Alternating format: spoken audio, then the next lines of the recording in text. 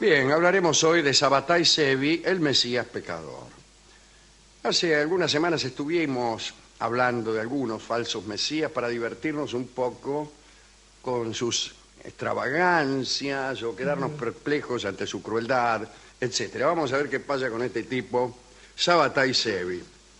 Es mucho más cercano a nosotros porque los falsos mesías a los que hemos aludido en charlas anteriores eran del tiempo del Jopo, mientras que este nació en Esmirna en agosto de 1626, es decir, una época ya llena de documentos y de constancias, etcétera.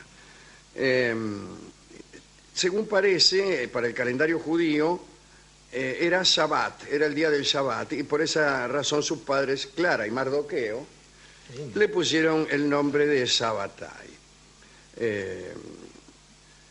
Se supone que la familia Zevi era originaria de Pactras, donde en ese momento vivía la mayor comunidad judía del Peloponeso, aquella gloriosa península que, según decía, no me acuerdo qué sabio, tenía el tamaño exacto del Sol. Mejor dicho, lo que decía es que el Sol tenía el tamaño del Peloponeso. Sabbatai Zevi cursó estudios religiosos y se hizo rabino. En 1644 se lanzó al estudio de la Cábala y otros asuntos. Era un tipo complicado y ambicioso. A los 26 años ya se había divorciado de su tercera esposa. Calculo que también de la primera y la segunda. Un día entró en tal éxtasis que estaba convencido de que flotaba en el aire. El hombre gritaba y pidió opinión a testigos ante semejante milagro. ¡Ey, miren cómo estoy flotando en el aire!, decía.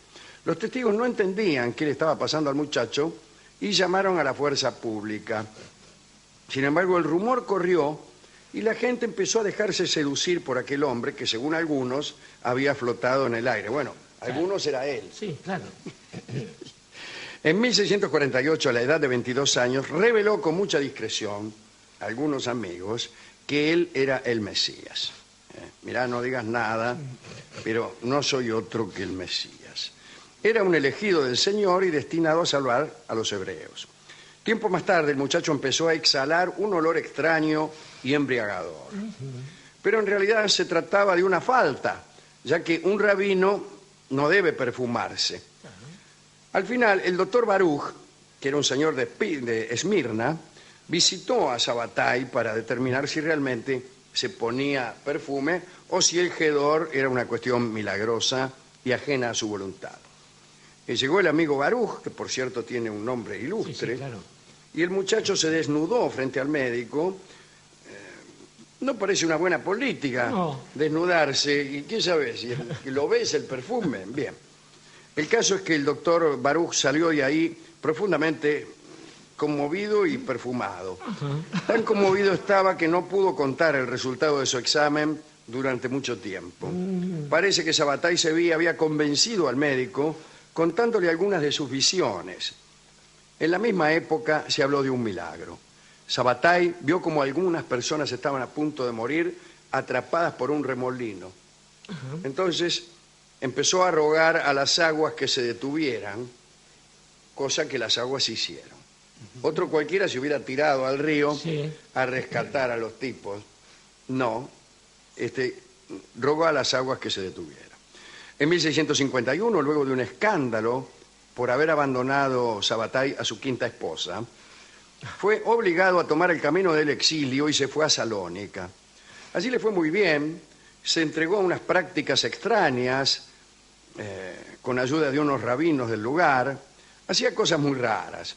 Un día anunció su boda y cuando todos esperaban a la novia, él se presentó solo con la Torá, el libro de la ley, y dijo que se iba a casar con el libro.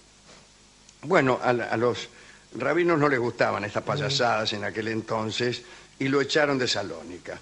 Anduvo por toda Grecia, después por Constantinopla. Durante varias semanas se paseó por toda la ciudad, me refiero a Constantinopla, con una cuna. Como ustedes sabrán, la ciudad ya estaba en poder de los turcos desde hacía poco menos de 2 siglos. Poco menos de 2 siglos. Bueno, en la cuna reposaba un pescado vestido como un recién nacido. Ante el estupor de los rabinos, expresó que tenía la certeza de que la revelación se produciría en la era astrológica de Piscis. Pero lo más grave es que cometió una transgresión al calendario. En 1658 celebró 3 fiestas judías diferentes en la misma semana y empezó a practicar el denominado antinomismo. Al considerar que la venida del Mesías anunciaba la Edad de Oro, dedujo de ello que todas las reglas anteriores quedaban abolidas y que todas las prohibiciones se transformaban ahora en algo lícito. Así que imagínese, se dedicó a hacer todo lo que antes estaba prohibido. Aunque sus adeptos eran cada vez más numerosos, Sevi fue expulsado de Constantinopla. Entonces se fue a Jerusalén. Ahí llegó en 1662. Ahora, los otomanos también estaban en Jerusalén. La comunidad judía de aquel lugar quedó sorprendida. No porque estuvieran los otomanos, sino porque Sevi, que llegaba con cierta fama y renombre, se encerró varias semanas en una habitación y allí parece que no comía. Y aquel ayuno sedujo a las 300 familias más importantes de Jerusalén. Sevi conoció a Sara, una hermosa morocha, y se casó por 6ª vez. Dicen que la chica era compañera de la lujuria y la buena aventura. Redondamente a ella le gustó que su marido fuera el Mesías. Bueno, se lo tuvo que decir él, naturalmente, ¿no? Imagínense, no es una cosa que uno pueda ocultar a su mujer. Y ella se consideró inmediatamente la mujer del Mesías. Para sus discípulos, que ya eran algunos centenares, Sabbatai se convirtió en Amera, suma de las iniciales de ciertas palabras hebreas. Tanto era el fervor de sus seguidores que las autoridades islámicas le otorgaron el derecho de pasear a caballo por Jerusalén. Tenías que hacerte autorizar, ¿viste? Bueno, y ahí andaba, con un caballo blanco. Pero transgredió otras leyes judías, le pidió a sus discípulos que comieran geleb, grasa y riñones, y el castigo no se hizo esperar. Sabbatai fue echado de la comunidad judía ortodoxa. Pero algunos lo seguían porque era muy popular. Él se fue de Jerusalén a la ciudad de Alep o Alem. Allí fue recibido como un rey. Sus prédicas eran más bien ambiguas, decretó la abolición de cualquier ayuno. Varios rabinos espantados se preguntaban, ¿quién es este? Pero la fiebre por este nuevo Mesías se extendía con un cortejo además de supuestos milagros.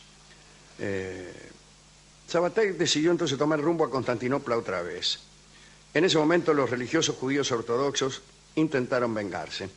Una delegación de rabinos fue a ver al virrey de Constantinopla, Hamed Koprulu, y le dijeron que el que venía en camino era un charlatán peligroso. Llegó Sabbatai y lo estaban esperando. Lo detuvieron, lo encadenaron y lo encerraron en una mazmorra. 3 días más tarde lo condujeron ante Hamed Koprulu y Sevi hizo gala de tanto ingenio que sedujo por completo al soberano. Se hizo el gil, negó su supuesta mesianidad, dijo que todo era superchería popular y así salvó su vida.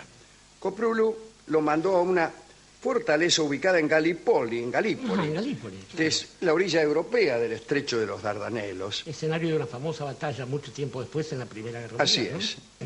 Miles de judíos empezaron a peregrinar a Galípoli con la esperanza de poder ver a su Mesías glorioso.